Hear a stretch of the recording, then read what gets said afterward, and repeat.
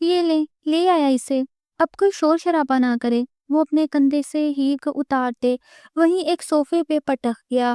وہ حیرانی سے ان سب کو دیکھنے لگی۔ سامنے کھڑا شخص اسے عین شادی کے دن اغوا کر کے لایا تھا۔ یہ کون ہے؟ میران نے حیرانی سے پوچھا۔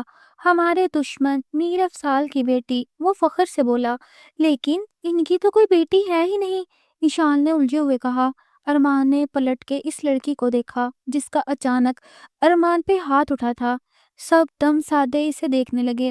آج تک کسی نے ارمان پہ انگلی تک نہ اٹھائی تھی۔ تمہاری اتنی جرت کہ تم ہیر کاظمی کو کڈنیپ کرو، میں بھی اس سے نکاح… کیا کہا تم نے؟ دوبارہ کہو، وہ ایک دم بفر کر بولی تو ارمان بھی عین اس کے سامنے آ گیا اور سنجیدگی سے بولا، میں ابھی اور اسی وقت تم سے نکاح کروں گا تاکہ تمہیں بھی پتا چلے ارمان ملک پر ہاتھ اٹھانے کا کیا انجام ہوتا ہے۔ دشمن تو میری تمہارے بڑوں سے تھی، مگر اب تم نے ذاتی دشمنی جو باندھی ہے اس کا انجام تمہیں بھگتنا ہوگا۔ اس کے بولنے پر ہیر بڑے سکون سے کھڑی رہی، پھر انگلی اٹھا کر ارمان ملک کو دیکھتے ہوئے تقریباً غرائی تھی۔ اتنی جرت ہے تو کر کے دکھاؤ ہیر کاظمی کے ساتھ نکاح۔ تم نے سمجھا کیا ہوا ہے کہ کوئی فلم چل رہی ہے جس سے دل چاہے گا نکاح کر لو گے؟ وہ اپنا بھاری لہنگا سنبھال کر عین اس کے سامنے آن کھڑی ہوئی۔ یہ تو تمہیں میں بتاؤں گا نا، تم سے نکاح کرنے کے بعد میران نکاح کا انتظام کرو۔ اس نے مڑ کر اپنے دوست کو دیکھتے ہوئے کہا۔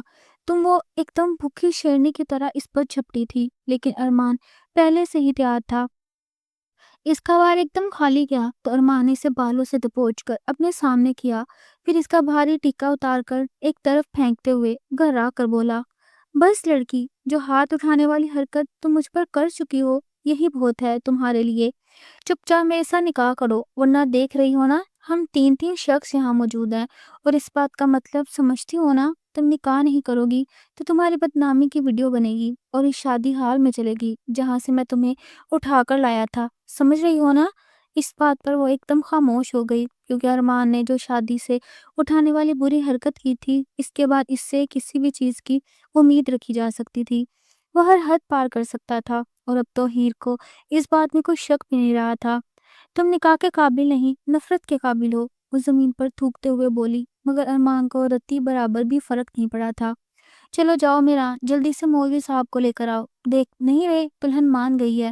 میں ایک بات تمہیں اچھی طرح بتا دوں، تم مجھ سے نکاح کر کے اپنی زندگی کی سب سے بڑی غلطی کر رہے ہو۔ دیکھنا میں تمہیں پچھتانے پر مجبور کر دوں گی، تمہاری قیدی بن کر نہیں جاؤں گی، تمہارے لیے عذاب کے طور پر مسلط ہوں گی۔ وہیں کھڑی اونچی اونچی بول رہی تھی، جبکہ ارمان پہ تو کان پر جون تک نہیں رینگ رہی تھی۔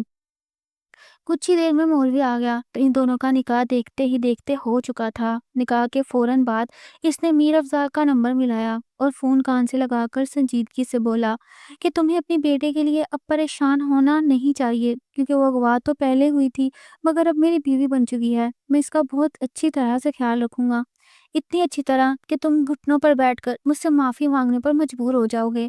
صوفے پر بیٹھی ہوئی ہی یہ پوری بات بڑے سکون سے سنتی رہی، اور پھر اس نے دل ہی دل میں تہیہ کر لیا کہ ارمان ملک میرا باپ نہیں، بلکہ میں تمہیں گھٹنوں پر بیٹھنے پر مجبور کر دوں گی۔ جس شادی کو تم اپنی فتح سمجھ رہے ہو، اس شادی کو میں تمہارے لیے ایک بہانہ خواب بنا دوں گی۔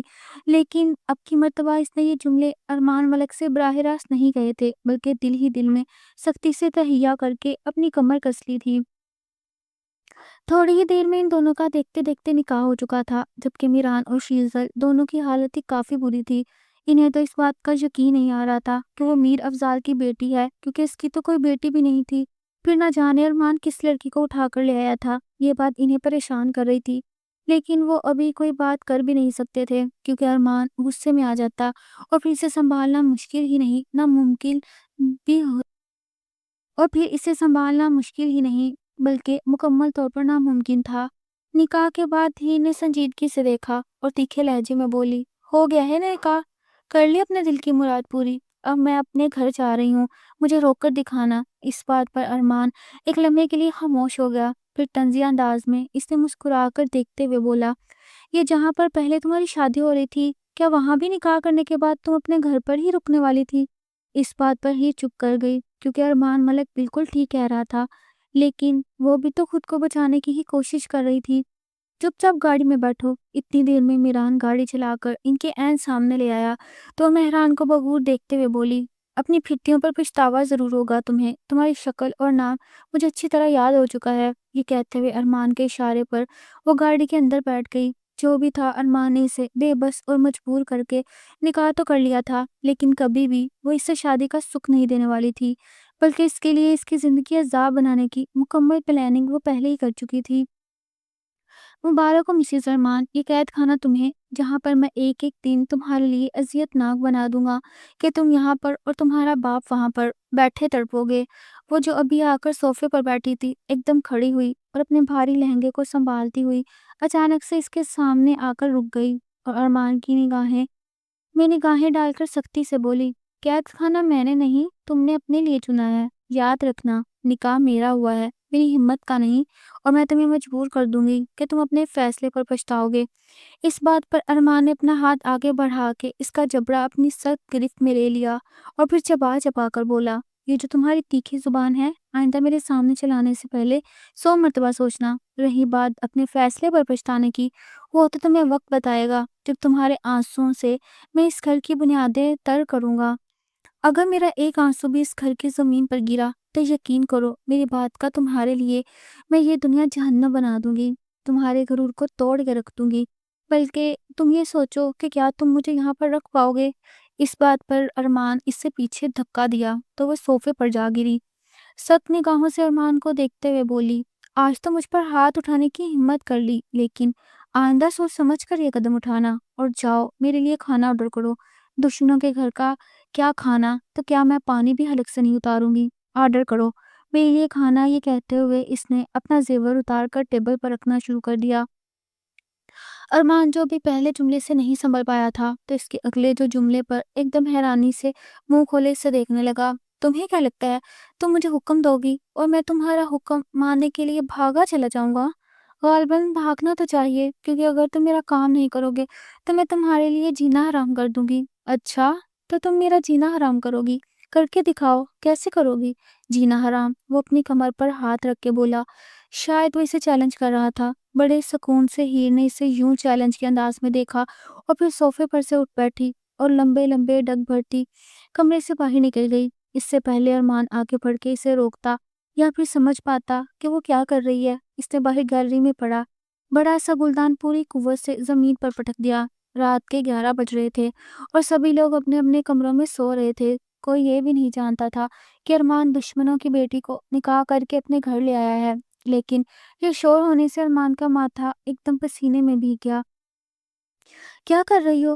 یہ چپ چاپ کمرے میں چلو۔ اسے شور کی تو پرواہ نہیں تھی، لیکن دادی کی پرواہ تھی جو دوائی کھا کر سو رہی تھی اور ان کی طبیعت بھی آج کل کافی خراب رہتی تھی۔ اگر وہ یوں شور کرتی رہتی تو ان کے لیے پریشانی کا باعث بن سکتا تھا، لیکن کمرے میں جانے کی بجائے وہ اگلی گلدان تک بڑھی۔ اس سے پہلے اسے بھی اٹھا کر زمین پر پٹکتی، ارمان نے وہ اس کے ہاتھ سے چھین لیا اور پھر بازو تھام کر دوبارہ کمرے میں لے جا کر اسے صوفے پر بٹھاتے ہوئے بولا، کر رہا ہوں آرڈر، بتاؤ کیا کھانا ہے تم نے؟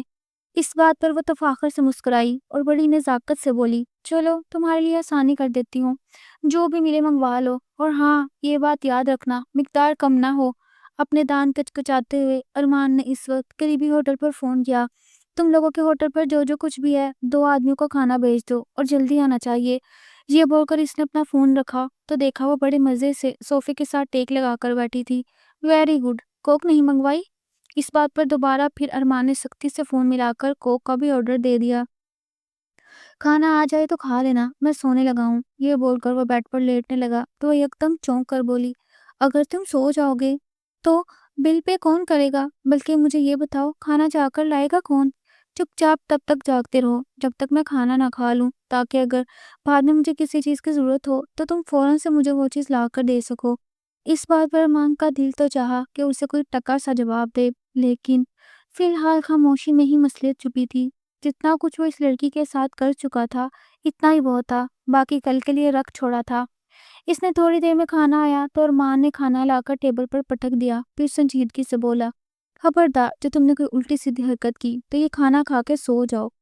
وہ جا کے بیڈ پہ بیٹھ کے اور اپنا موبائل چلانے لگا، جبکہ دوسری جانب ہیر کھانا کھانا شروع کیا، لیکن ساتھی سے بھی صلاح ماری، مگر ارمان نے صاف صاف انکار کر دیا کہ میں تمہارے ساتھ کھانا کھانے کی بجائے زہر کھانا پسند کروں گا۔ ہاں تو زہر سمجھ کے کھا لو، ہیر نے کندھے لگا کر تو وہ تل ملا کر بولا، جب تمہارے منہ کو لگ گیا ہے تو زہر ہی بن سکتا ہے۔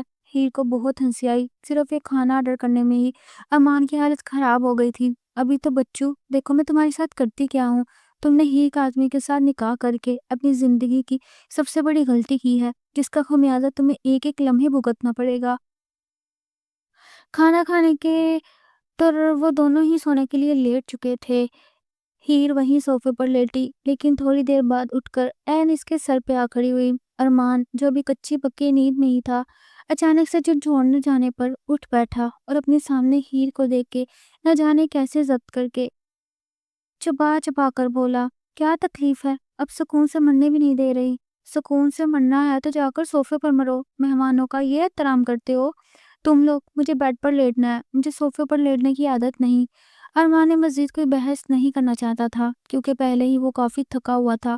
چپ چاپ جاؤ منہ بناتا ہوا اپنا تکیا اور چادر اٹھا کے صوفے پر چلا گیا، جبکہ وہ بڑے مزے سے بیڈ پر پھیل کے سونے کے لیے لیٹ گئی، مگر نیند کسی آنی تھی۔ ارمان تو خراٹے لے رہا تھا، یہ شاید اس کی جیت کی خوشی تھی کہ وہ اتنی جلدی سو گیا۔ جبکہ تکیے پر سر رکھے ہیر کی آنکھوں سے آنسو بہہ کے لہنگے کی چولی میں جذب ہونے لگے، لیکن فوراً سے اپنے آنسوؤں کو صاف کر کے اس نے ارمان پر ایک نگاہ ڈالی جو سویا ہوا کافی معصوم لگ رہا تھا۔ ارمان ملک، میرے بابا نے ہمیشہ مجھے تم سے اور تمہارے گھر والوں سے بچا کے رکھا تاکہ تم لوگ مجھ پر اپنی میلی آنکھ تک نہ ڈال سکو، یہاں تک کہ مجھے اپنا نام بھی نہیں دیا، لیکن تم نے پھر بھی میرے باپ کو وہاں چوٹ پہنچائی جہاں وہ سوچ بھی نہیں سکتا تھا۔ لیکن اب تیار رہنا، میں بھی تمہیں وہاں چوٹ پہنچاؤں گی جہاں تم سوچ بھی نہیں پاؤ گے۔ ہیر کا آدمی کو برداشت کرنا بہت مشکل ہے، یہ کہہ کر وہ دوبارہ پھر لیٹ چکی تھی، لیکن کہاں ارمان اس کی کوئی بات سنی تھی۔ خیر تھوڑی دیر بعد وہ بھی ہلکی پھلکی نیند میں داخل ہو چکی تھی۔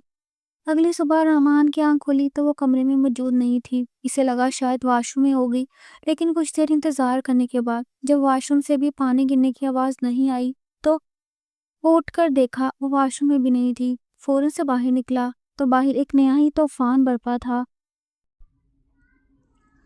وہ بڑے مزے سے لاؤنج کے صوفے پر بیٹھی مارننگ شو دیکھ رہی تھی اور گھر کے باقی افراد حیرت سے آنکھیں پھاڑے اس عجوبے کو دیکھ رہے تھے جو نہ جانے کیسے ایک ہی رات میں ان کے گھر آ گیا تھا۔ ہیر، تم یہاں کیا کر رہی ہو؟ اٹھو اور کمرے میں چلو، اس نے ہیر کو گھورتے ہوئے کہا۔ وہ کندھے اچکا کر بولی، اس ٹائم میں مارننگ شو دیکھتی ہوں، باقی اگر کمرے میں جانے کا کہتے ہو تو یہ LCD پلیز کمرے میں لے جاؤ، پھر دیکھیں گے۔ اتنے میں گھر والوں کو ایک نگاہ دیکھ کر مسکراتے ہوئے بولی، لگتا ہے آپ لوگ ابھی تک حیران ہیں، آپ کے ہونہار سپوت نے شاید بتایا نہیں میں ان کی وائف ہوں اور آپ لوگوں کے گھر کی بہو۔ ہیر کاظمی نام ہے میرا، میر افضال کا تو علم ہوگا نا، ان کی بیٹی ہوں، زبردستی مجھے میری شادی سے اٹھا کر لایا تھا یہ شخص اور پھر نکاح کر لیا۔ وہ بڑے آرام سے ہاتھ باندھے یہ بات کر رہی تھی اور ابھی تک رات والے لہنگے میں ہی ملبوس تھی، البتہ بالوں کا جوڑا بنایا ہوا تھا اور چہرے پر میک اپ کا نام و نشان تک نہ تھا۔ تم کمرے میں چلو، میں نے جو کچھ بتانا ہوگا خود ہی بتا دوں گا، ارمان نے دانت کچکچا کر کہا۔ اسے واقعی وہ لڑکی آفت کا پر کالا لگ رہی تھی۔ تبھی دادی آگے بڑھی اور ارمان کو دیکھتے ہوئے بولی، یہ کیا حرکت ہے ارمان؟ منع کیا تھا نا میں نے کہ اس دشمنی کو بھول جاؤ، جو ہوا تمہاری پھپھو نے اپنی مرضی سے کیا تھا، کیا تمہیں میری بات کا اثر نہیں ہوا؟ خاندان کی ایک بزرگ خاتون بڑے ٹہکے کے ساتھ بولی تو ہیر دلچسپی سے انہیں دیکھتی ہوئی واپس صوفے پر بیٹھ گئی۔ اب یوں لگ رہا تھا جیسے وہ کوئی فیملی ڈرامہ دیکھ رہی ہو۔ دادی، آپ نے مجھے کہا تھا، لیکن میں وہ سب کچھ نہیں بھلا سکتا جسے وہ لوگ میری پھپھو کو لے کر گئے تھے، ویسے ہی ان کی لڑکی کو میں اٹھا لایا ہوں۔ ایکسکیوز می، تمہاری پھپھو بھاگ کر گئی تھی، سمجھ آئی؟ بلا وجہ میرے چچا پر الزام لگانے کی ضرورت نہیں۔ وہ ایک دم بپھر کر ارمان کے سامنے آ گئی، صاف لگ رہا تھا اسے کچا چبا جائے گی۔ تبھی دادی نے آگے بڑھ کر نرمی سے ہیر کا ہاتھ تھاما اور بولی، میں مانتی ہوں بیٹا، ارمان نے غلطی کی ہے، یہ تمہیں طلاق دے گا اور تمہیں تمہارے گھر باعزت طریقے سے چھوڑ کر آئے گا۔ جو بھی دشمنی ہے ہم بھول چکے ہیں۔ دادی، آپ لوگ بھول چکے ہیں تو پھر یہ محترم مجھے میری شادی والے دن کیوں اٹھا کر لائے ہیں؟ اور رہی بات طلاق کی تو وہ میں مر کر بھی نہیں لوں گی۔ اسی گھر میں رہوں گی. میری زندگی برباد ہو گئی ہے. شادی کے حال سے مجھے کڈنیپ کر کے یہ شخص یہاں لایا. اب طلاق دے کر گھر چھوڑ دے گا تو کیا معاملہ ٹھیک ہو جائیں گے؟ نہیں، میں یہیں رہوں گی. اور ارمان، تم کان کھول کر میری بات سن لو. جو حرکت تم نے کی ہے تمہیں اس کا خمیازہ بھگتنا پڑے گا. اس کی آنکھوں میں آنکھیں ڈال کر چبا چبا کر کہتی وہ کمرے میں جا چکی تھی. باہر ارمان نے گھر والوں کو کیسے سمجھایا وہ کچھ نہیں جانتی تھی. کمرے میں آ کر اس نے گہرے سانس لے کر خود کو پرسکون کیا. جو بھی تھا اس سے ارمان کو تنگ کرنے میں مزہ آ رہا تھا، لیکن یہ الگ بات تھی کہ وہ خود بھی تنگ ہو رہی تھی. اسے پورے گھر میں صرف ارمان ہی ٹیڑھا لگا تھا، جبکہ اس کی دادی کتنی اچھی تھی. یہی باتیں سوچتے ہوئے وہ الماری کی جانب بڑھی، کیونکہ اب لہنگے میں سے الجھن ہو رہی تھی اور جسم پر خارش بھی ہو گئی تھی. اس کے پاس دوسرے کپڑے نہیں تھے تو الماری کھول کر ارمان کی ٹی شرٹ اور ٹراؤزر نکال کر پہن لیا. وہ بھی کپڑے بدل کر باہر ہی نکلی تھی کہ ارمان کمرے میں داخل ہوا اور اسے اپنے کپڑوں میں دیکھ کر حیرت سے بولا، یہ تم نے میرے کپڑے کیوں پہنے ہیں؟ کیوں؟ بیوی ہونا تمہاری تو پورا حق ہے تمہارے کپڑوں پر، تمہاری ہر شے پر. ویسے تم چاہتے کیا ہو؟ کہ میں وہ لہنگا پہن کر باقی کی پوری عمر تمہارے ساتھ بتاؤں؟ ارمان ایک دم چپ کر گیا، پھر سنجیدگی سے بولا، میں تمہیں کپڑے منگوا دوں گا. ہیر نے جواب دیا، ضرورت نہیں ہے، بیک نہیں لیتی میں کسی کی. چاہیے ہوں گے تو میں اپنے گھر سے منگوا لوں گی، لیکن خیر ابھی مجھے ناشتہ کرنا ہے. میرا ناشتہ بنا دینا. میں انڈا پراٹھا لیتی ہوں، ذرا جلدی کرنا، پہلے ہی دیر ہو گئی ہے.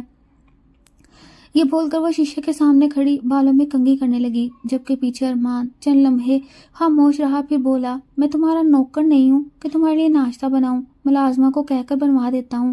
ہیر بولی، ٹھیک ہے تمہاری مرضی. اس مرتبہ واقعی ارمان حیران ہوا، کیونکہ اس نے کوئی بحث نہیں کی تھی. وہ باہر جانے لگا تو پیچھے سے اس نے دوبارہ پکارا،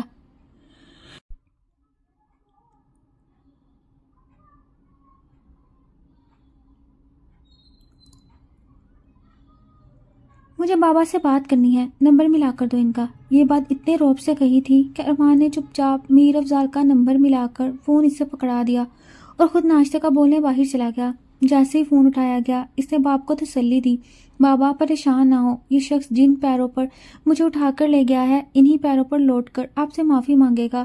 آپ کی بیٹی بہت بہادر ہے. 1 منٹ کی کال کے بعد موبائل واپس رکھنے کی بجائے اس نے واٹس ایپ اسٹیٹس کھولا اور میسج لکھ دیا، میری کل رات شادی ہو چکی ہے اور اس خوشی میں اپنے لوگوں کو شریک کرنے کے لیے آپ سب کو مٹھائی بھیج رہی ہوں، قبول کیجیے گا. یہ لکھ کر اس نے اسٹیٹس اپلوڈ کر دیا. اس کے چہرے پر شرارتی مسکراہٹ تھی.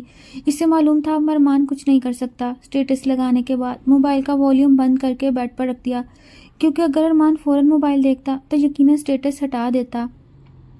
وہ ناشتے کا بول کر واپس آیا تو ہیر فوراً کمرے سے باہر آ گئی اور اشارہ کرتے ہوئے بولی، جب تک میں ناشتہ کروں گی تو میرے پاس بیٹھو گے. ارمان نے چڑھ کر کہا، کیوں؟ کہ میں نے تمہارے منہ میں نوالے بنا کر ڈالے ہیں. ہیر نے جواب دیا، اگر ڈالنا چاہو تو ڈال دو، کوئی قباحت نہیں، آخر بیوی ہوں تمہاری. ارمان اکتا کر بولا، اوہ پلیز چپ کر جاؤ، کتنا بولتی ہو. وہ مسکراتے ہوئے بولی، اگر میرا لیکچر نہیں سننا چاہتے تو چپ چاپ ڈائننگ ٹیبل پر آ کر میرے ساتھ بیٹھو. مجھے اکیلے بیٹھ کر ناشتہ کرنا پسند نہیں. وہ ایسا صرف اس لیے کر رہی تھی تاکہ ارمان اپنے موبائل سے دور رہے اور اس کے کانٹیکٹ میں موجود تمام لوگ وہ اسٹیٹس دیکھ لیں. ارمان گہرا سانس لے کر اس کے پیچھے پیچھے ڈائننگ روم میں آ چکا تھا اور وہاں بیٹھ کر دونوں ناشتہ کرنے میں مگن ہو گئے. اپنا ناشتہ مکمل کرنے کے بعد وہ چائے پینے لگے اور پھر جیسے ہی کمرے میں آ کر ارمان نے اپنا موبائل اٹھایا تو اس پر سینکڑوں کی تعداد میں مبارکباد کے میسیجز موجود تھے. وہ بہت حیران ہوا کہ ابھی کل رات ہی تو ہیر کے ساتھ نکاح کیا ہے، پھر اس نکاح کی خبر اتنی جلدی لوگوں تک کیسے پہنچ گئی. پہلے تو اس کے ذہن میں میران اور شیزل کا خیال آیا، لیکن وہ لوگ اس کی بات کیوں لیک نہیں کر سکتے؟ کیوں کریں گے؟ ضرور کچھ اور بات تھی. اس نے پہلا میسج کھولا تو اس کے سٹیٹس کا رپلائی تھا، ملک صاحب بہت بہت مبارک ہو، چلے اب جلدی جلدی مٹھائی بھی بھیج دیں. یہ پڑھ کر اس نے سٹیٹس کھولا تو ماتھے پر بل پڑ گئے. وہ تیز قدم اٹھاتا ہیر کے سامنے آ کر کھڑا ہوا اور اس کا جبڑا ہاتھ کی سخت گرفت میں لے کر بولا، تم نے کیا سمجھ رکھا ہے؟ رات سے گھر میں تماشا لگا کر بیٹھی ہو، اور یہ تم نے میرے موبائل پر سٹیٹس کس کی اجازت سے پوسٹ کیا؟ ہیر نے ایک جھٹکے سے ارمان کا ہاتھ اپنے منہ سے ہٹایا اور چبا چبا کر اس کی آنکھوں میں دیکھتے ہوئے بولی، مائنڈ یور بزنس. خبردار جو آئندہ مجھ پر ہاتھ اٹھانے کی یا ایسی کوئی حرکت کرنے کی کوشش کی تو یہ ہاتھ توڑ کر رکھ دوں گی میں.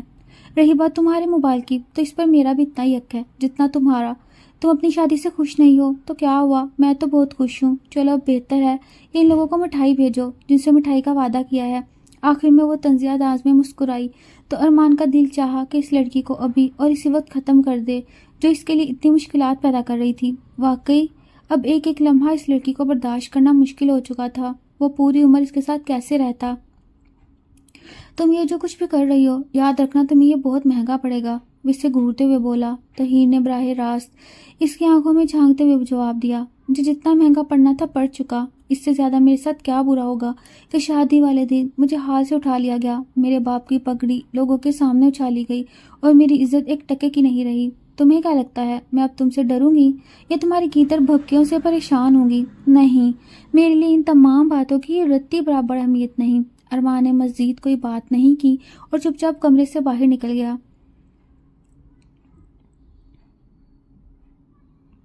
اس سے اپنے آپ سے الجھن ہو رہی تھی۔ گاؤں کے تمام لوگ اس سے ڈرتے تھے، لیکن یہ لڑکی ڈرنا تو دور کی بات اس کے سامنے آواز تک نیچے نہیں کرتی تھی، بلکہ برابری کی بنیاد پر اس کا مقابلہ کر رہی تھی۔ یہی بات اس کی مردانگی کو بار بار چبھ رہی تھی۔ وہ اس کے ساتھ سختی کرنا چاہتا تھا، لیکن ہیر کاظمی کا روب ایسا تھا کہ وہ ایک قدم آگے بڑھتا تو اس کے زیر اثر آ کر پیچھے ہٹ جاتا اور اپنا سخت لہجہ برقرار نہ رکھ پاتا۔ وہ باہر لون میں آیا تو اس سے مینیجر کی کال آنے لگی۔ فون اٹھاتے ہی مینیجر نے اسے مبارکباد پیش کی، جس پر ارمان کا دل چاہا کہ موبائل پوری قوت سے دیوار پر دے مارے۔ جواب دیے بغیر وہ سنجیدگی سے بولا، شفیق جو بھی بات ہے جلدی کرو، میرے پاس وقت نہیں۔ شفیق بولا، آئی ایم سوری سر، میں جانتا ہوں آپ اس وقت بھابھی کے ساتھ مصروف ہوں گے، لیکن اس سے پہلے کہ وہ جملہ مکمل کرتا ارمان سختی سے بولا، شفیق کام کی بات کرو۔ شفیق نے معذرت کرتے ہوئے بتایا، ایک بہت اہم میٹنگ ہے آج، وہی پروجیکٹ جس پر ہم کام کر رہے ہیں، اسے فائنل کرنے کے لیے وہ آخری میٹنگ کرنا چاہتے ہیں۔ آپ کی شادی کے پیش نظر میں نے ان سے درخواست کی ہے کہ میٹنگ آن لائن ہی کر لیں۔ اب 11 بجے زوم پر آن لائن آ جائیے گا۔ ارمان نے کوئی جواب دیے بغیر موبائل رکھ دیا۔ یہ شادی نہیں بلکہ اس کے لیے عذاب بن چکی تھی۔ اس نے وقت دیکھا تو 9:30 بج رہے تھے۔ ابھی وقت تھا سو وہ گاڑی لے کر باہر نکل گیا۔ اس کا رخ اس ڈھابے کی جانب تھا جہاں وہ اکثر میران اور شیزل کے ساتھ بیٹھا کرتا تھا۔ وہ دونوں وہاں پہلے سے موجود تھے۔ شیزل نے نرمی سے پوچھا، سنا یار تم نے بھابھی کو زیادہ تنگ تو نہیں کیا؟ اس پر ارمان نے اسے خونخوار نگاہوں سے دیکھا اور بولا، میں نے اسے کیا تنگ کرنا ہے، وہ مجھے رات سے تگنی کا ناچ نچا رہی ہے، زندگی جیرن ہو گئی ہے۔ میران نے کہکا لگایا اور ہاتھ ہوا میں لہراتے ہوئے بولا، ارے نہیں نہیں، میں تو بس یہ سوچ رہا تھا کہ بھابھی نے اپنی بات سچ کر دکھائی۔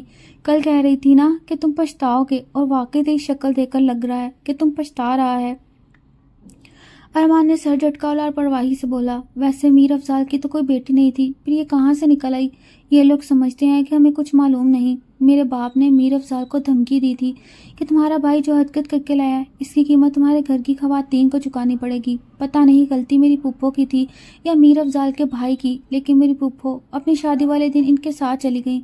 میر افضال نے کبھی اپنی بیٹی کے بارے میں نہیں بتایا، اسے بچپن سے بورڈنگ میں پڑھایا، مجھے بھی اس کا پتہ نہ چلتا۔ اگر اس دن حقیقت مجھ پر نہ کھلتی، جائیداد کے کسی معاملے پر میر افضال دفتر آیا تھا اور یہ بیٹی اس کے ساتھ تھی، وہ شاید اپنی بیٹی کی شادی کر رہا تھا تو اس کے نام جائیداد کرنے آیا تھا، میں نے وہیں ارادہ کر لیا کہ اس لڑکی کو اس کی شادی والے دن ہی اٹھاؤں گا، اور بس اٹھا لیا۔ مگر وہ لڑکی میرے لیے بہت مشکلات پیدا کر رہی ہے۔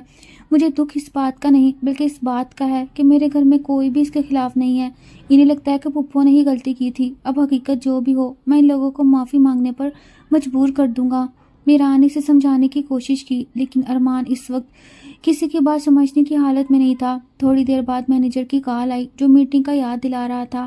وہ دونوں خدا حافظ کہہ کر گھر واپس آ گیا اور سیدھا اسٹڈی روم میں جا کر بیٹھ گیا۔ میٹنگ شروع ہوئے تقریباً 15 منٹ گزر چکے تھے اور وہ آن لائن 5 افراد کو پروجیکٹ کے بارے میں سمجھا رہا تھا کہ تبھی اچانک اسٹڈی روم کا دروازہ کھلا۔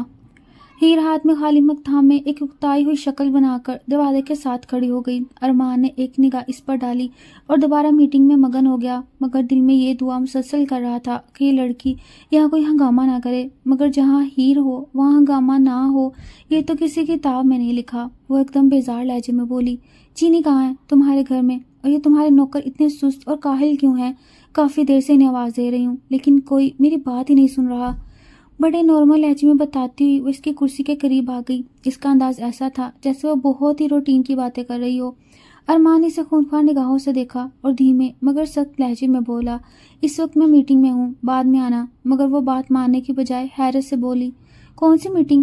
پھر اچانک اس کی نظر لیپ ٹاپ پر پڑی جہاں 5 لوگ زوم پر آن لائن بیٹھے بڑے تجسس سے ان دونوں کو دیکھ رہے تھے۔ اچھا یہ لوگ، ہیلو جی، کیا حال ہے آپ سب کے؟ ارمان کا دل چاہا زمین پھٹے اور وہ اس میں سما جائے، کیونکہ اس لڑکی نے اسے بدنام کرنے میں کوئی کسر نہیں چھوڑی تھی۔ ابھی ارمان تھوڑا مصروف ہے، آپ کے ساتھ بعد میں میٹنگ کر لے گا۔ وہ ذرا چینی نہیں مل رہی تو یہ مجھے چائے بنا دیں، پھر آ کر آپ لوگوں سے بات کرتا ہے۔ یہ کہہ کر وہ دوبارہ ارمان کی جانب متوجہ ہوئی، جو اپنے چہرے پر ہاتھ رکھے انتہائی افسوس کی کیفیت میں بیٹھا تھا۔ ہیرا ابھی باہر جاؤ، ہیر ابھی باہر جاؤ، میری میٹنگ چل رہی ہے اور یہ بہت اہم پروجیکٹ ہے۔ ہیر نے فوراً جواب دیا، مجھے تو اپنی چائے کی پرواہ ہے، فی الحال میرے لیے یہ میٹنگ بالکل بھی اہم نہیں۔ اب خود چائے بنانے کا میرا موڈ آف ہو چکا ہے، تو تم میرے لیے ایک کپ چائے بنا دو۔ یہ سن کر ارمان نے آگے بڑھ کر لیپ ٹاپ کی اسکرین بند کر دی اور سخت نگاہوں سے اسے دیکھتے ہوئے بولا، تم چاہتی کیا ہو؟ ہیر بولی، میں چائے پینا چاہتی ہوں۔ کتنی مرتبہ بتایا ہے تمہیں؟ بلکہ یوں کرو، جن لوگوں کے ساتھ میٹنگ کر رہے تھے ان سے بھی پوچھ لو، وہ بھی بتا دیں گے کہ مجھے چائے پینی ہے اور چینی نہیں مل رہی۔ اگر تم چاہتے ہو کہ میں تمہاری میٹنگ میں مزید خلل نہ ڈالوں تو جاؤ میرے لیے ایک اچھی اور اسٹرانگ چائے بنا کر لاؤ۔ ارمان صرف ضبط ہی کر پایا، یہ لو مگ۔ ارمان کی جانب مگ بڑھاتے ہوئے وہ بڑے خوشگوار انداز میں مسکرائی تو وہ مجبوراً کپ اس کے ہاتھ سے چپڑتا ہوا کمرے سے باہر چلا گیا۔ اس کے باہر جاتے ہی ہیر کے چہرے پر فاتحانہ مسکراہٹ پھیل گئی۔ پتہ نہیں اس انسان نے خود کو کیا سمجھ رکھا تھا کہ ایک لڑکی کو کچھ سمجھ ہی نہیں رہا تھا۔ کیوں بھول جاتے ہو تم مرد کہ تمہیں پیدا کرنے والی بھی ایک عورت ہی ہے، اور تمہاری کون سی رگ کب دبانی ہے یہ وہ اچھی طرح جانتی ہے۔ دل ہی دل میں اس سے مخاطب ہوتے ہوئے اس نے خود کو تھپکی دی اور ارمان کی راکنگ چیئر پر بیٹھ کر مزے سے گول گول گھومنے لگی۔ اب اس کا دماغ نئے طریقے سے سوچنے میں مگن تھا، جس سے وہ ارمان کو مزید زج کر سکے اور اس سے پچھتاوے میں مبتلا کر دے۔ ارمان کچن میں چائے بنانے میں مگن ہو گیا۔ کچھ ہی دیر میں وہ چائے کا کپ لایا اور ہیر کو اسٹڈی سے باہر بھیجنے کے بعد اندر سے دروازہ بند کر لیا۔ وہ دوبارہ کوئی خطرہ مول نہیں لینا چاہتا تھا۔ اسے ہیر پر بالکل یقین نہیں تھا کہ وہ باہر جا کر دوبارہ کوئی نیا تماشا نہ کھڑا کر دے۔ جیسے تیسے اس نے میٹنگ کور تو کر لی، لیکن ایک مرتبہ اس کی عزت کی دھجیاں اڑ چکی تھیں۔ تقریباً 1.5 گھنٹے بعد جب وہ باہر نکلا تو لاؤنج کا منظر دیکھ کر اس کے ہوش اڑ گئے۔ ایک طرف دادی صوفے پر بیٹھی تھی، جبکہ ہیر ان کے سامنے والی میز پر ہتھیار رکھ کر بیٹھی تھی اور انہیں نشانہ لینے کے انداز میں چیک کر رہی تھی۔ ساتھ ہی وہ ہنس ہنس کر دادی سے باتیں بھی کر رہی تھی۔ ارمان کے پیروں تلے سے زمین نکل گئی۔ وہ بھاگتا ہوا لاؤنج میں پہنچا اور دھاڑتے ہوئے بولا، یہ تم کیا کر رہی ہو؟ دادی، آپ نے اسے ایسے کیوں نہیں روکا؟ خدا بخش، کہاں ہو تم؟ جلدی اندر آؤ، اس نے ملازم کو آواز دی تاکہ وہ وہاں سے بندوقیں اٹھوا سکے۔ اے خبردار، میرے سامنے دادی سے اس لہجے میں بات نہ کرنا، صرف یہاں یا میری سہیلی ہیں، ہے نا دادی؟ ارمان کو ٹوکنے کے بعد اس نے مسکرا کر دادی کو دیکھا تو انہوں نے نرمی سے ہیر کا ماتھا چوم لیا۔ پتہ نہیں ان دونوں میں یہ دوستی کب ہوئی تھی۔ خدا بخش اندر داخل ہوا اور ارمان کے حکم پر بندوقیں اٹھانے لگا تو ہیر نے ایک بندوق اس کی طرف تان لی اور سختی سے بولی، کس کی اجازت سے ہاتھ لگا رہے ہو؟ پیچھے ہٹ جاؤ۔ وہ ڈر کے پیچھے ہٹ گیا۔ ارمان چلایا، دادی آپ تو سمجھائیں اسے، چل جائے گی۔ تم پاگل ہو گئی ہو، یہ بندوقیں ہیں، کوئی کھلونا نہیں۔ ایک گولی بھی چل گئی تو جسم آر پار کرنے میں لمحہ نہیں لگے گا۔ ہیر نے ارمان کی بات پر بندوق اس کی جانب تانتے ہوئے نشانہ لیا اور بولی، اچھا، بڑی نئی خبر دی ہے تم نے، مجھے تو پتہ ہی نہیں تھا کہ اس سے گولی چلتی ہے۔ خیر، اتنی بیکار بندوقیں کیوں رکھی ہیں؟ یہ دیکھو، آؤٹ آف ڈیٹ ہوئی پڑی ہیں، اس نے افسوس سے کہا تو ارمان جھنجھلا کر بولا، پاگل لڑکی، آؤٹ آف ڈیٹ نہیں ہے، یہ لیمیٹڈ ایڈیشن ہے، تمہیں کیا پتا، تم نے تو اناڑی ہونا۔ رکھو انہیں ابھی۔ وہ آگے بڑھ کر بندوق لینے لگا۔ اسے ڈر تھا کہ کہیں یہ لڑکی گولی نہ چلا دے۔ ہیر بولی، دادی دیکھ لیں، یہ مجھے اناڑی بول رہا ہے۔ دادی نے مزہ لیتے ہوئے کہا، ہاں تو ثابت کر دو کہ تم اناڑی نہیں ہو۔ ہیر نے کمر پر ہاتھ رکھ کر کہا، صحیح کہہ رہی ہیں آپ، چلو باہر ایک مقابلہ ہو جائے تاکہ تمہیں بھی پتہ چل جائے کہ ہیر کاظمی اناڑی نہیں ہے۔ ارمان کا کوئی ارادہ نہیں تھا، مگر ہیر ڈٹ گئی تھی کہ مقابلہ کیے بغیر بندوق واپس نہیں رکھے گی۔ وہ مجبوراً پیر پٹکتا ہوا باہر آ گیا، جہاں خدا بخش پہلے ہی نشانہ بورڈ لگا چکا تھا۔ ارمان نے نشانہ لگایا جو عین بورڈ کے درمیان سے پار ہو گیا۔ اس نے فخر سے بندوق ہیر کی طرف بڑھائی۔ دیکھتے ہیں تم میں کتنا دم ہے۔ ہیر نے بورڈ کی بجائے گیراج میں لگے فانوس کو نشانہ لیا جس کے پاس ارمان کی گاڑی کھڑی تھی۔ ایک ہی نشانے میں فانوس ٹوٹ کر گاڑی کے نیچے سامنے آ گرا۔ ارمان اپنا سر تھام کر رہ گیا۔ یہ لڑکی واقعی آفت کا پرکالا تھی۔ ہیر نے بندوق گھاس پر پھینکتے ہوئے سنجیدگی سے کہا، ارمان ملک، ہیر کاظمی بچی نہیں ہے۔ میر افضال نے اپنی بیٹی کو دشمنوں سے لڑنا سکھایا ہے۔ تم نے کیا سمجھا تھا کہ میں اتنی اناڑی ہوں کہ بندوق نہیں چلا سکتی؟ جب 10 سال کی تھی تب سے ان کھلونوں سے کھیل رہی ہوں، آئندہ مجھے کم نہ سمجھنا۔ وہ اندر آئی تو دادی صوفے پر بیٹھی مسکرا رہی تھی۔ انہوں نے ہیر کو بلا کر ماتھا چوما۔ بڑی بہادر ہے میری بچی۔ ارمان پیچھے سے داخل ہوا اور جھنجھلا کر بولا، دادی آپ میری دادی ہیں یا اس کی؟ مجھے نہیں لگتا کہ آپ کو اس پر اتنا پیار نچھاور کرنا چاہیے۔ ہیر مسکرا کر بولی، جل کیوں رہے ہو؟ اگر تم میں اتنے گٹس نہیں ہیں کہ کوئی تم سے محبت کر سکے تو اس میں میری کیا غلطی ہے؟ ارمان ادھر آؤ۔ دادی نے نرمی سے ارمان کو اپنے پاس بلایا اور سنجیدگی سے اس کی آنکھوں میں جھانکتے ہوئے بولی، بیٹے مجھے تم سے بہت سی امیدیں تھیں، لیکن جب سے تم نے یہ حرکت کی ہے کہ ایک بچی کو اس کی شادی والے دن اٹھا کر لے آئے ہو تو یقین کرو میرا تمہیں دیکھنے کا بھی دل نہیں چاہ رہا۔ ارمان نے بولنا چاہا لیکن دادی، مگر انہوں نے ہاتھ کے اشارے سے اسے خاموش کروا دیا۔ اب میری بات دھیان سے سنو، میں ہیر کو آج کے اس گھر چھوڑنے جا رہی ہوں اور وہاں جا کر یہ تاریخ لوں گی کہ فلاں دن ہم بارات لے کر آ رہے ہیں۔ ایک بات تم بھی اچھی طرح یاد رکھو، غلطی ان لوگوں کی ہو یا تمہاری پھپھو کی، بدلہ لینا نہ تمہارا کام ہے اور نہ ہی اس کی سزا بھگتنا ہیر کا کام ہے۔ ارمان نے دوبارہ احتجاج کرنا چاہا مگر دادی کا لہجہ دو ٹوک تھا۔ ارمان میں نہیں چاہتی کہ کل کو کوئی میری طبیعت پر انگلی اٹھائے۔ بہتر ہے جو میں کہہ رہی ہوں وہ سن لو۔ ہم بارات لے کر جائیں گے اور اس بچی کو پوری عزت و احترام کے ساتھ اس گھر میں لائیں گے۔ یہی ہمارا وقار ہے اور اس سے رنجشیں ختم ہوں گی۔ رہی بات ماضی کی تو میں تمہیں سچ بتا دوں کہ غلطی تمہاری پھپھو کی تھی، بلکہ ان کی بھی نہیں، تمہارے دادا کی تھی۔ وہ وہاں شادی نہیں کرنا چاہتی تھی جہاں تمہارے دادا زبردستی کر رہے تھے۔ وہ شہنشاہ کو پسند کرتی تھی، اس لیے شادی والے دن میں نے خود انہیں جانے دیا۔ میں ان کی خواہش کے آگے بند نہ باندھ سکی۔ اب بہتر ہے کہ دشمنی ختم کر دو۔ یہ راز میں شاید کبھی نہ بتاتی، لیکن تمہارے دادا اور باپ نے تمہارے ذہن میں اتنا زہر بھر دیا کہ اسے نکالنا میرے لیے ضروری ہو گیا تھا۔ جو بات آج میں نے بتائی ہے وہ دوبارہ کبھی زبان پر نہ لانا۔ اب نہ میرا شوہر رہا نہ تمہارا باپ، اس گھر کی بڑی میں ہوں، سو فیصلہ بھی میرا ہی چلے گا۔ ارمان کے پاس بولنے کو کچھ نہ بچا۔ دادی نے سچائی بیان کر کے اسے لاجواب کر دیا۔ اسے مڑ کر ہیر کو دیکھا۔ اسے یقین تھا کہ وہ اس کا مذاق اڑا رہی ہوگی، لیکن وہ خاموش اور سنجیدہ بیٹھی تھی۔ دادی ہیر کو ساتھ لے کر اس کے گھر روانہ ہو گئی۔ وہاں انہوں نے کیا بات کی یہ کوئی نہیں جانتا تھا، لیکن جب وہ واپس آئیں تو اکیلی تھیں اور انہوں نے گھر میں اعلان کر دیا، اگلے جمعہ ارمان کی بارات جائے گی اور پھر ولیمہ ہوگا۔ آج سے تمام دشمنیاں ختم۔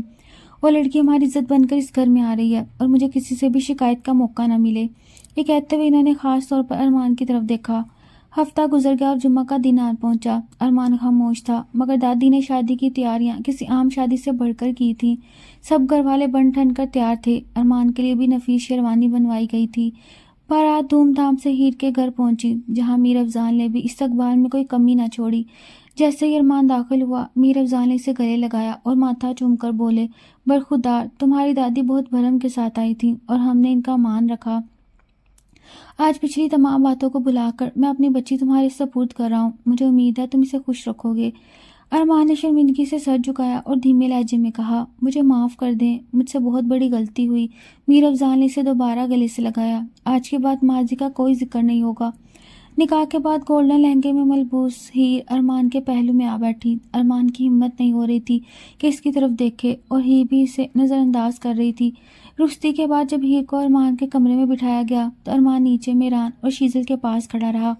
اسے سمجھ نہیں آ رہا تھا کہ اوپر جا کر ہیر کا سامنا کیسے کرے۔ جب رات کے 12 بجے تو میران اسے زبردستی کمرے میں چھوڑ آیا۔ سامنے ہیر بیڈ سے ٹیک لگائے سکون سے بیٹھی تھی۔ ارمان کو دیکھتے ہی بولی، یہ شرمندگی ہے یا کمرے میں آنا ہی نہیں چاہتے تم؟ ارمان نے اسے دیکھا، وہ بے حد پیاری لگ رہی تھی۔ وہ دھیرے سے آگے بڑھا اور اس کے ماتھے پر بوسہ دیکھ کر سنجیدگی سے بولا، مجھے معاف کر دو ہیر، میری طبیعت ایسی نہیں تھی جیسا میں نے تمہارے ساتھ سلوک کیا۔ میں تمہارے باپ سے معافی مانگ چکا ہوں اور اب تم سے بھی معافی کا طلبگار ہوں، کیونکہ میں اپنے رشتے کی بنیاد ان تلخیوں پر نہیں رکھنا چاہتا۔ ہیر نے اسے غور سے دیکھا اور تھوڑا پیچھے ہو کر بولی، معاف تو کر دوں گی مگر ایک شرط پر۔ ارمان کے چہرے کی رنگت شرط کا نام سن کر اڑ گئی۔ اسے لگا شاید کوئی نیا طوفان آنے والا ہے۔ ہیر نے مسکرا کر کہا، شرط یہ ہے کہ تم ہر روز مجھے ویسی ہی چائے بنا کر دو گے جیسی اس دن بنائی تھی۔ یہ سن کر ارمان کے چہرے پر ایک بھرپور مسکراہٹ پھیل گئی اور ہیر بھی کھلکھلا کر ہنسی۔ وہ ارمان کی دادی کا مان توڑنا نہیں چاہتی تھی اور ارمان اب اس کے مان کو زندگی بھر سنبھالنے کا تہیہ کر چکا تھا۔ اگلی صبح جب سورج کی پہلی کرن نے کمرے میں دستک دی تو ارمان کی آنکھ ہیر کی آہٹ سے کھلی۔ ہیر آئینے کے سامنے کھڑی اپنی زلفیں سنوار رہی تھی مگر جیسے اسے ارمان کے جاگنے کا احساس ہوا اس نے شرارت سے مگ اس کی طرف بڑھا دیا۔ شرط یاد ہے نا ملک صاحب؟ کچن نیچے ہے اور میری چائے کا کپ ابھی تک خالی۔ ارمان نے گہرا سانس لیا اور مسکرا کر بستر سے اٹھا۔ جب وہ کچن میں پہنچا تو وہاں ملازم ناشتے کی تیاری کر رہے تھے لیکن ارمان نے خود سوس پین اٹھایا۔ دادی یہ منظر دیکھ کر حیران رہ گئیں۔ ارمان تم اور کچن میں؟ ارمان نے دھیمے سے کہا، دادی آپ کی بہو نے ایسی شرط رکھی ہے کہ عمر بھر کی غلامی لکھ دی گئی۔ دادی ہنس دیں اور ارمان چائے لے کر اوپر پہنچا۔ ہیر نے چائے کا پہلا سپ لیا اور ایک ادا سے بولی، چائے تو اچھی ہے لیکن کل اس سے بہتر ہونی چاہیے۔ ارمان اس کے سامنے بیٹھ گیا اور سنجیدگی سے بولا، ہیر ہم نے ایک نئی زندگی شروع کی ہے، میں چاہتا ہوں اب تمہاری ہر شرارت میں خوشی ہو، کوئی کرواہٹ نہیں۔ ہیر کی آنکھوں میں ایک پل کے لیے نمی آئی مگر اس نے فوراً اسے چھپا لیا اور ارمان کو چھیڑنے کے لیے اس کے کپڑوں پر تنقید شروع کر دی تاکہ ماحول بوجھل نہ ہو۔ ولیمے کی تقریب کے بعد ارمان کے کچھ دور کے رشتہ دار گھر آئے جن میں ارمان کی کزن زونی بھی شامل تھی جو بچپن سے ارمان کو پسند کرتی تھی اور ہیر کے اچانک آنے سے سخت جلن کا شکار تھی۔ کھانے کی میز پر زونی نے طنزیہ لہجے میں کہا، سنا ہے ارمان تم نے اسے حال سے اٹھایا تھا، ایسی لڑکیوں کو تو بس ڈرانے کے لیے رکھا جاتا ہے، گھر کی عزت نہیں بنایا جاتا۔ پورا حال خاموش ہو گیا۔ ارمان کا ہاتھ غصے سے مٹتی بن گیا مگر اس سے پہلے کہ وہ کچھ بولتا ہیر نے بڑے سکون سے اپنا نوالا چبایا اور بولی، زونی جی ارمان ملک کی پسند اتنی بھی عام نہیں کہ وہ ہر کسی کو اٹھا کر لے آئے، اور رہی بات گھر کی عزت کی تو دادی نے مجھے اپنا ماتھا چوم کر یہ رتبہ دیا اور آپ کی رائے کی اہمیت ویسے ہی ختم ہو جاتی ہے۔ ارمان نے میز کے نیچے ہیر کا ہاتھ تھام کر اسے حوصلہ دیا جو ہیر کے لیے ایک خاموش پیغام تھا کہ اب وہ تنہا نہیں۔ زونی کا چہرہ غصے سے تمتما اٹھا اور وہ وہاں سے اٹھ گئی مگر اس کی آنکھوں میں انتقام کی ایک نئی لہر ارمان اور ہیر دونوں نے محسوس کر لی۔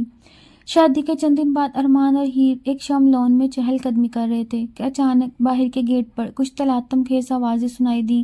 ارمان نے ہیر کو پیچھے کیا اور خود آگے بڑھا جہاں میر افضال کا چھوٹا بھائی شہنشاہ کا دشمن گروہ کچھ مسلح آدمیوں کے ساتھ کھڑا تھا۔ وہ اب بھی پرانی دشمنی کی آگ میں جل رہے تھے اور ہیر کو واپس لے جانا چاہتے تھے۔ ارمان ملک یہ شادی ہمیں منظور نہیں، ہم اپنی بیٹی کو اس طرح دشمن کے گھر نہیں چھوڑ سکتے، ارمان نے گرجدار آواز میں کہا۔ ہیر اب میری بیوی ہے اور ارمان ملک کے گھر کی دہلیز پار کرنے کے لیے تمہیں میری لاش سے گزرنا ہوگا۔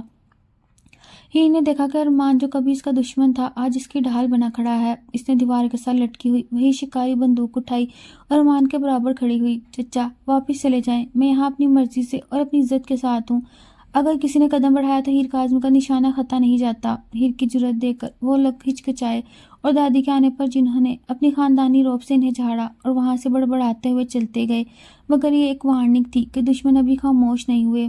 اس واقعے نے ارمان اور ہیر کے درمیان موجود بچی کچھ دیواریں بھی گرا دی۔ رات کو کمرے میں ارمان نے ہیر کے ہاتھ سے وہ بندوق لی اور اسے الماری میں رکھتے ہوئے کہا، تم واقعی بہت بہادر ہو ہیر، میں نے اب تک جتنی لڑکیاں دیکھی وہ بس نزاکت کی مورتی بنی ہوتی ہیں لیکن تم نے تو آج میرا سر فخر سے بلند کر دیا۔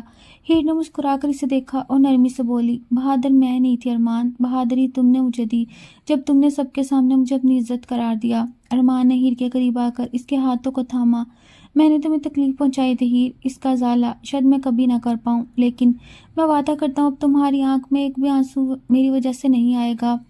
ہیر نے اپنا سر ارمان کے کندھے پر رکھا۔ یہ پہلی بار تھا کہ دونوں کے درمیان کوئی جنگ نہیں تھی بلکہ ایک سکون تھا جو صرف محبت میں ملتا ہے۔ اسی رات ہیر کو احساس ہوا کہ نفرت کا بدلہ نفرت سے نہیں بلکہ محبت سے دیا جاتا ہے۔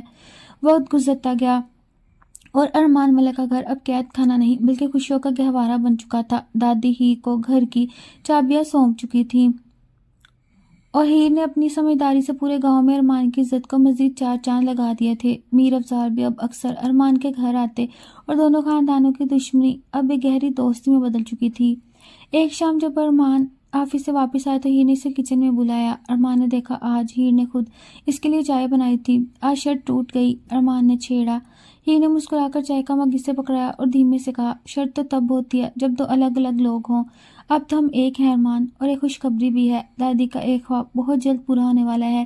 ارمان نے حیرت اور خوشی سے ہیر کو دیکھا، اس کی آنکھیں نم ہو گئیں اور اس نے ہیر کو باہوں میں بھر لیا۔ وہ انتقام جو ایک بھیانک راز سے شروع ہوا تھا اب ایک ایسی خوبصورت منزل پر پہنچ چکا تھا جہاں صرف پیار، اعتبار اور نئی زندگی کی امید تھی۔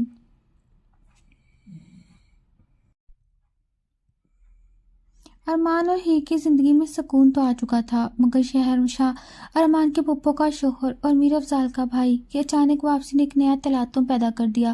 شہنشاہ برسوں بعد شہر سے واپس آیا اور اس کے دل میں اب بھی ارمان کے خاندان کے لیے تلخی موجود تھی۔ ایک دن جب ارمان حویلی میں موجود نہیں تھا، شہنشاہ اپنے مسلح آدمیوں کے ساتھ وہاں آ پہنچا۔ دادی نے اسے دیکھتے ہی پہچان لیا، ان کی آنکھوں میں پرانی یادوں کا عکس ابھرا۔ شہنشاہ تم یہاں؟ شہنشاہ نے طنزیہ لہجے میں کہا، میں تو اپنی بھتیجی ہیر کو دیکھنے آیا ہوں، سنا ہے ارمان ملک نے اسے قیدی بنا رکھا ہے۔ ہیر جو لاؤنج میں ہی موجود تھی بڑے روب سے آگے بڑھی، چچا جان میں یہاں قیدی نہیں، اس گھر کی عزت اور ملکہ ہوں، بہتر ہوگا آپ اپنی تلخیوں کے ماضی کی قبرستان میں ہی رہنے دیں۔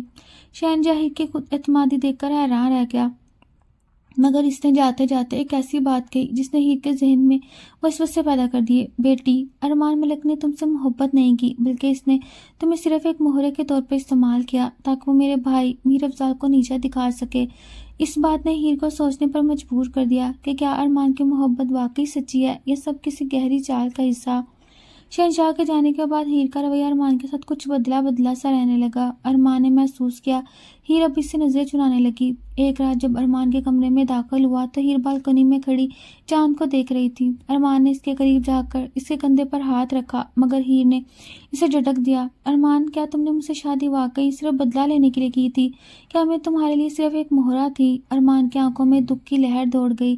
ہیر، میں سچ کہتا ہوں کہ آغاز بدلے سے ہوا تھا، لیکن جس لمحے تم نے میری آنکھوں میں آنکھیں ڈال کر اپنی جرأت دکھائی، اسی لمحے میں نے اپنا دل ہار چکا تھا۔ اگر تمہیں اب بھی مجھ پر یقین نہیں تو تم آزاد ہو، جہاں چاہو جا سکتی ہو۔ ارمان کی آواز میں موجود سچائی اور ٹوٹتا ہوا لہجہ دیکھ کر ہیر کا دل پگھل گیا۔ اسے احساس ہوا کہ وہ شہنشاہ کی باتوں میں آ کر ایک جیتے جاگتے رشتے پر شک کر رہی تھی۔ اس نے ارمان کا ہاتھ تھام لیا اور روتے ہوئے اس سے معافی مانگی۔ اس رات دونوں نے ایک دوسرے سے عہد کیا، اب کوئی تیسرا فرد ان کے درمیان غلط فہمی کی دیوار نہیں کھڑی کر سکے گا۔ شہنشاہ نے جب دیکھا ہیر اور ارمان کو الگ کرنا مشکل ہے تو اس نے ارمان کے کاروبار پر حملہ کرنے کا منصوبہ بنایا۔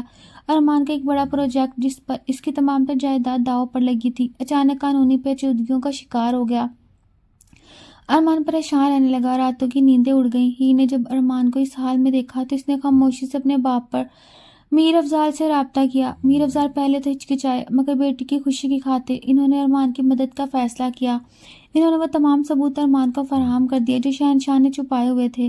جب ارمان کو معلوم ہوا کہ ہیر نے پس پردہ رہ کر اس کی اتنی بڑی مدد کی تو وہ ہیر کی دانش مندی کا قائل ہو گیا۔ اس نے عدالت میں شہنشاہ کو شکست دی اور اپنا پروجیکٹ واپس حاصل کر لیا۔ یہ ارمان کی صرف کاروباری فتح نہیں تھی، بلکہ یہ اس کی اور ہیر کی مشترکہ جیت تھی جس نے ان کے رشتے کو مضبوط کر دیا۔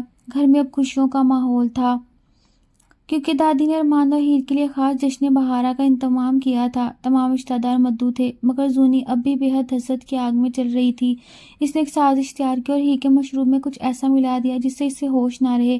اس کا ارادہ ہیر کو سب کے سامنے تماشا بنانے کا تھا، لیکن میران، ارمان کا دوست، نے زونی کی مشکوک حرکات دیکھ لی۔ جیسے ہیر نے وہ گلاس اٹھایا، میران نے جان بوجھ کر اسے ٹکر ماری اور گلاس گر گیا۔ زونی کا منصوبہ ناکام ہو گیا، مگر ارمان کو جب حقیقت کا پتہ چلا تو اس نے زونی کو سب کے سامنے حویلی سے باہر نکالنے کا حکم دیا۔ زونی، تم میرے خاندان کا حصہ ہو سکتی ہو، مگر ہیر میری زندگی ہے، جو میری زندگی کا نقصان پہنچائے گا، کوشش کرے گا اس کی اس گھر میں کوئی جگہ نہیں۔ دادی بھی ارمان کے اس فیصلے سے تائید کی اور پہلی بار ہیر کو لگا کہ وہ واقعی اس گھر کی مضبوط ترین دیوار بن چکی ہے جس کی حفاظت کے لیے سب تیار ہیں۔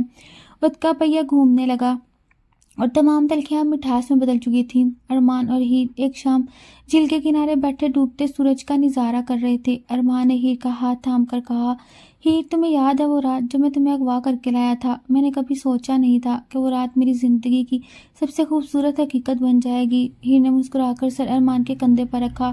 ارمان، کبھی کبھی منزل پر پہنچنے کے لیے راستے کٹھن ہوتے ہیں، لیکن اگر تمہارے جیسا ہمسفر ہو تو راستہ چننا بھی مشکل ہو منزل مل ہی جاتی ہے۔ کچھ ہی مہینوں بعد حویلی میں چھوٹے چھوٹے قدموں کی چاپ گونجی۔ ہیر اور ارمان کے گھر ایک بیٹے کی پیدائش ہوئی جس کا نام دادی نے فتح ملک رکھا، ایک ایسی فتح جو نفرت پر محبت کی تھی۔ میر افضل اور ارمان اب مل کر کاروبار سنبھال رہے تھے اور پرانی دشمنی کا نام و نشان مٹ چکا تھا۔ ہیر کاظمی اب صرف ایک بیٹی یا بیوی نہیں، وہ اس محبت کی کہانی کا وہ کردار تھی جس نے اپنی ہمت اور پیار سے دو اجڑے ہوئے خاندانوں کو دوبارہ ایک کر دیا تھا۔